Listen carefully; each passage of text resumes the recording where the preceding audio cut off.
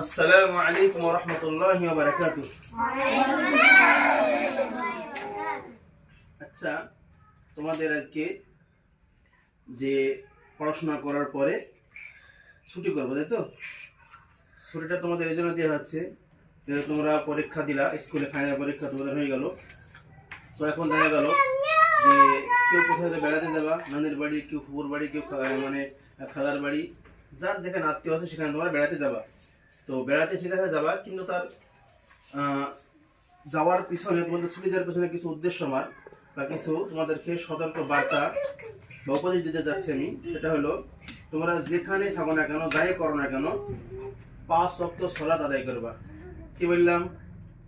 1 number, সর্বপ্রথম কাজ হলো যে 5 ওয়াক্ত সালাত আদায় করবা বাড়িতে, কিন্তু মাথা উঁচু করো, ঠিক আছে?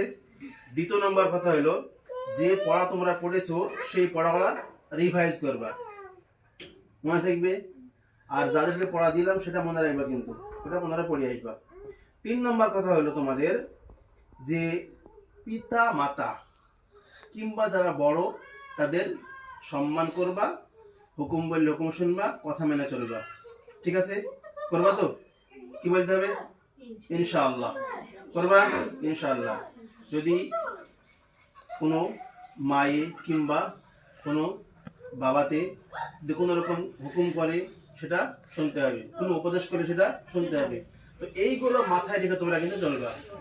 এই 5টা দিন অবশ্যই তোমরা বাড়িতে খুবই সুন্দরভাবে কাটাবা, যাতে কেউ বদনাম করতে না পারে, যাতে কেউ দোষারোপ করতে না পারে যে পড়াশোনা করলো আরবি কিন্তু ছেলেটার আখলাক চরিত্র ভালো হলো না, এইরকম কথা জানে না শুনতে পাওয়া যায়।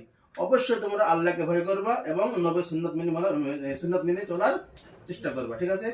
তো ইনশাআল্লাহ আমরা এগুলো মানবো ইনশাআল্লাহ। আসসালামু আলাইকুম ওয়া রাহমাতুল্লাহি ওয়া বারাকাতুহু।